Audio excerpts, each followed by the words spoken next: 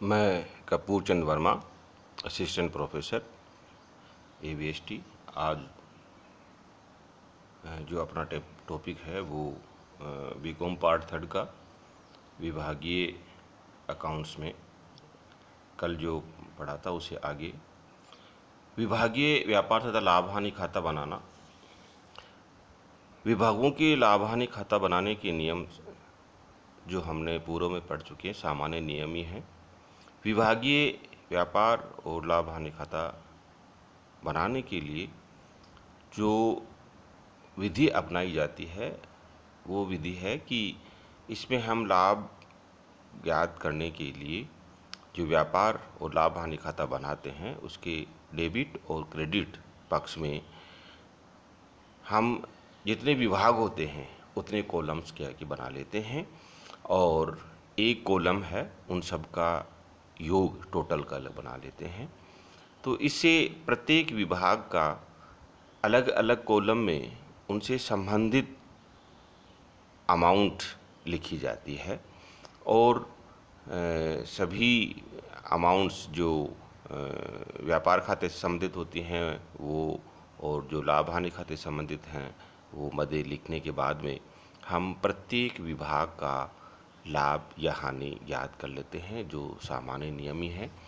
उसमें ज़्यादा परेशानी नहीं आती है, बस इतना है कि हम डेबिट और क्रेडिट पक्ष की तरफ प्रत्येक विभाग के लिए एक अलग अलग खाना बना लेते हैं और सबका एक योग का खाना होता है, जिससे हमारे को पता पड़ जाता है कि प्रत्येक विभाग ने क्या प्रॉफिट कमाया है और या लॉस हुआ है और उस व्यापार से संबंधित कितना लाभ या हानि हुई, ये हमारे को ज्ञात होता है। अब बनाते समय हमारे को जो परेशानी आती है वो है कि कुछ खर्चे ऐसे होते हैं जो सभी विभागों से संबंधित होते हैं, अतः हमें उन खर्चों को प्रत्येक विभाग में किसी आधार पर बांटना पड़ता है। उन खर्चों को बांटने के लिए कोई आधार होना चाहिए। ऐसा नहीं है कि अपनी इच्छा के अनुसार इसको बांट लीजिए, तो आधार हैं वो बनाए गए हैं, उन आधारों को ध्यान में रखना पड़ता है। खर्चे हमारे जो प्रत्येक विभागों में किए जाते हैं उन खर्चों के बारे में क्या है कि हमारी हैं कौन कौन से खर्चे होते हैं वो हमारे हैं डायरेक्ट एक्सपेंसेस, बंटवारे किस प्रकार से किए जाते हैं उनका, और मदे जो कुछ खर्चे ऐसे होते हैं जो बांटे नहीं जाते, कुछ खर्चे ऐसे होते हैं जो बांटे नहीं जाते हैं क्यों, और लेकिन उन खर्चों को व्यापार के लिए करना ही पड़ता है। अतः उन खर्चों को हम जो प्रत्येक विभाग में या विभागों में बांटे नहीं जाते हैं उन खर्चों को क्या कि हम जो पूरे व्यापार से संबंधित क्या कि हैं उस व्यापार से संबंधित प्रॉफिट एंड लॉस अकाउंट मतलब general profit and loss account में ट्रांसफ़र किए जाते हैं। डायरेक्ट एक्सपेंसेस प्रत्यक्ष व्ययों से आशय उन खर्चों से है जो प्रत्येक विभाग के लिए अलग अलग किए जाते हैं, अतः इनको उस विभाग में ही लिखा जाता है डेबिट पक्ष की तरफ। जैसे किसी विभाग में कार्य करने वाले कर्मचारियों का वेतन, तो जिस विभाग में कर्मचारी काम कर रहा है उसका वेतन है वो उसी विभाग का है।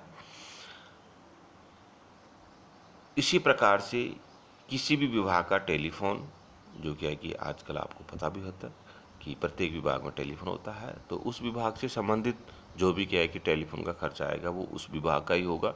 बिजली का खर्चा जिस विभाग में क्या है कि लाइटिंग चल रही है वो उस विभाग की लाइटिंग का खर्चा माना जाएगा। इस प्रकार से ये हमारे सीधे डायरेक्ट एक्सपेंसेज हैं जिनके बारे में हमें किसी प्रकार कोई संदेह नहीं होता कि ये खर्चा किस प्रकार का किस डिपार्टमेंट का है या किस विभाग का है।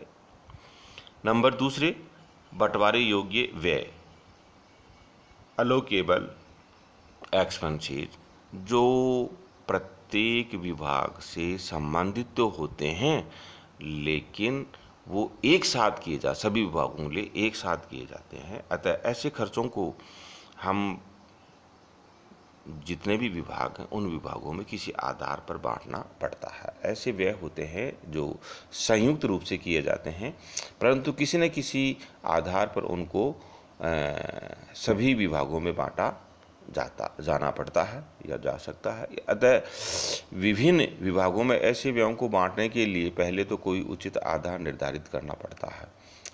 जो आधार है वो मैं बता देता हूँ। बिक्री के आधार पर, मतलब ऐसे खर्चे होते हैं जो सेल्स से संबंधित होते हैं। अतः प्रत्येक विभाग की सेल्स के अनुपात में क्या है कि हमें उन खर्चों को बांटना पड़ता है। जैसे बिक्री से संबंधित खर्चे हैं, बिक्री पर छूट, डिस्काउंट ऑन सेल्स पर, कमीशन, सेल्स कमीशन है, असद ऋण, बैड डेट्स हैं, विज्ञापन, एडवर्टाइजमेंट, बिक्री व्यय, सेल्स एक्सपेंसेज, बिक्री पर भाड़ा।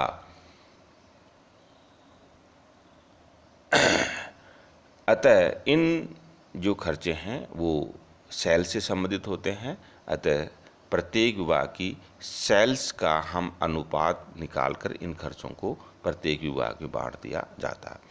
नंबर 2, क्रय का आधार, बेसिस ऑफ परचेज। ऐसे स्पष्ट रूप से क्या है कि पदें हैं जो क्रय से संबंधित होती हैं, उनका बंटवारा हम क्रय किए गए अनुपात, क्रय का अनुपात ज्ञात करके उनमें बांट देते हैं। जैसे क्रय पर गाड़ी भाड़ा, जिसको हम कह सकते हैं कैरीज इनवर्ड, क्रय पर कमीशन, लेनदारों से प्राप्त नगद छूट आदि। कैसे घेरे गए क्षेत्रफल का आधार, प्रत्येक विभाग का जो एरिया है, तो एरिया से संबंधित खर्चे होते हैं, उसी एरिया के क्षेत्रफल के आधार पर हम बांटेंगे।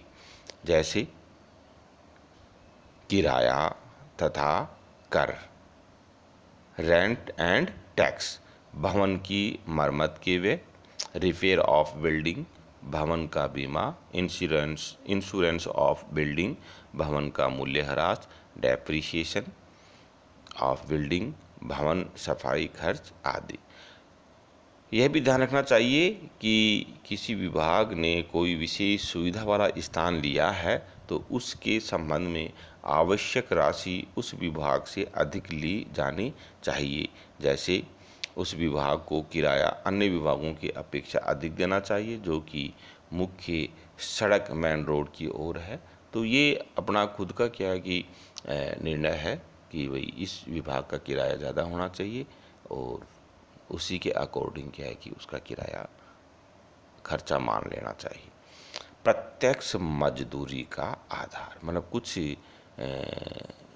खर्चे ऐसे हैं जैसे, तो उनको क्या है कि ये इस आधार पर डायरेक्ट वेजेज के आधार पर बांट जाते हैं। जो डायरेक्ट वेजेज होती है वो श्रमिकों की होती है और उस श्रमिकों से संबंधित जो खर्चे हैं वो हम इसके आधार पर बांटते हैं।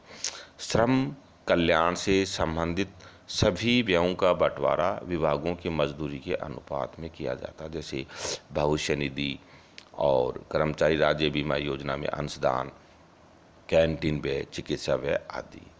अन्य आधार, मतलब ये आधार हैं जो हम सब समझ सकते हैं। कुछ आधार हैं जिनको क्या है कि हम अलग से क्या है कि बांटा गया है। प्रकाश, लाइटिंग और हीटिंग, इन पर होने वाले व्यय का बंटवारा प्रयोग की गई प्रत्येक विभाग की यूनिट्स के आधार पर, यूनिट्स पॉइंट्स के आधार पर क्या है कि हमें बांटना पड़ता है, क्योंकि किसी विभाग में ज़्यादा लाइट पॉइंट्स होते हैं, किसी विभाग में कम हो सकते हैं। तो निश्चित रूप से क्या है कि बिजली की यूनिट्स वो क्या है कि अलग अलग आएंगी। तो प्रत्येक विभाग की मीटर लगा दिया जाता है और उसके आधार पर जो क्या है कि यूनिट आती हैं उन यूनिट के आधार पर क्या है कि हम बंटवारा कर देते हैं। मशीन तथा फर्नीचर पर ह्रास तथा उनकी मरम्मत, ये राशि उस विभाग में डेबिट की जाती है जहां पर वह मशीन तथा फर्नीचर प्रयोग किया जाता है। यदि संपत्तियों का मूल्य ह्रास ज्ञात नहीं हो तो मूल्य ह्रास का विभाजन बिक्री के आधार पर किया जाना चाहिए। वैसे हम डेप्रिसिएशन है वो किसी परसेंटेज के आधार पर भी ले सकते हैं और सेल्स के आधार पर क्या कि दिया गया ही है। विद्युत शक्ति, पावर, एक लाइटिंग होती है जो प्रकाश के लिए होती है, एक लाइट होती है दो प्रोडक्शन यूनिट्स जो मशीनें चलाई जाती हैं उनके लिए होती हैं। तो निश्चित रूप से क्या है कि जो पावर क्या है कि यूज़ किया जाता है वो मशीनों को लिए किया जाता है, अतः जितना क्या है कि पावर हार्स होगा उसके आधार पर क्या है कि इनके बंटवारा किए जाते हैं।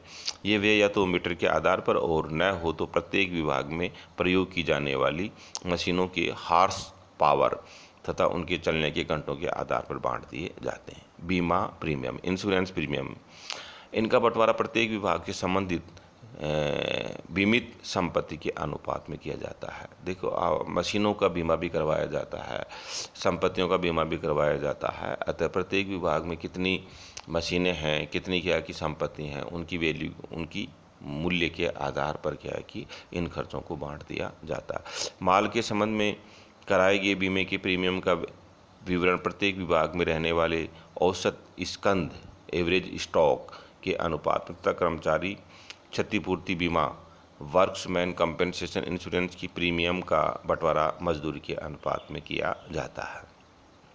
अदर्स एक्सपेंसेस अलग, इन खर्च कई बार क्या है कि आपको अदर्स एक्सपेंसेस के नाम से छोटे मोटे खर्चे होते हैं उनको एक साथ ही क्या है कि दिखाया जाता है। तो अतिरिक्त अन्य व्ययों का विभाजन परिस्थितियों तथा व्ययों की प्रकृति के आधार पर किया जाता है। कभी कभी प्रश्नों में कुछ व्ययों का विभाजन विक्रय लागत कॉस्ट ऑफ सेल्स के आधार पर अथवा एक निर्धारित अनुपात में कराया जा सकता है। कोई ना कोई आधार क्या है कि हमारे को वहाँ दिया जाएगा क्वेश्चंस में। मदें जो बांटी नहीं जा सकती, कुछ मदें ऐसी होती हैं जो पूरे व्यापार से संबंधित होती हैं लेकिन उनका किसी भी विभाग से कोई आधार नहीं हो पाता है। तो कुछ मदें इस प्रकार की होती हैं जो न तो किसी विभाग से संबंधित होती हैं और न उनका विभिन्न विभागों में बंटवारा किया जा सकता है। अतः ऐसी मदों को विभिन्न विभागों में न दिखाकर केवल सामान्य लाभ हानि खाते में general profit and loss account में ही दिखाया जाता है। इन मदों में लाभांश, डिविडेंड, आयकर, सामान्य संचय में हस्तांतरण, संचालकों की फीस, पूंजी पर ब्याज, ऋण तथा ऋण पत्रों पर ब्याज, प्राप्त लाभांश, ब्याज, हस्तांतरण शुल्क आदि सम्मिलित हैं। सामान्य लाभ हानि खाता तथा चिट्ठा बनाना, यदि विभागीय व्यापार तथा लाभ हानि खाते में योग का खाना नहीं बनाया जाता तो सामान्य लाभ हानि खाता बनाते हैं। इसमें सभी विभागों का लाभ अथवा हानि हस्तांतरित किया जाता है तथा वितरित न हो सकने वाले संपूर्ण व्यय दिखाए जाते हैं। इस प्रकार यह संपूर्ण व्यापार का लाभ अथवा हानि दिखाता है और इसे चिट्ठे में, बैलेंस शीट में क्या है कि हम दिखाते हैं। चिट्ठा बैलेंस शीट का संपूर्ण व्यवसाय का एक ही बनाया जाता है, अर्थात लाभ हानि खाते के समान प्रत्येक विभाग का खाना इसमें नहीं बनाया जाता है। यदि कुछ संपत्ति या दायित्व अनेक विभागों से संबंधित होते हैं तो उनको आंतरिक खाने में दिखाकर उनका योग है वो अमाउंट वाले खाने में दिखाए जाते हैं।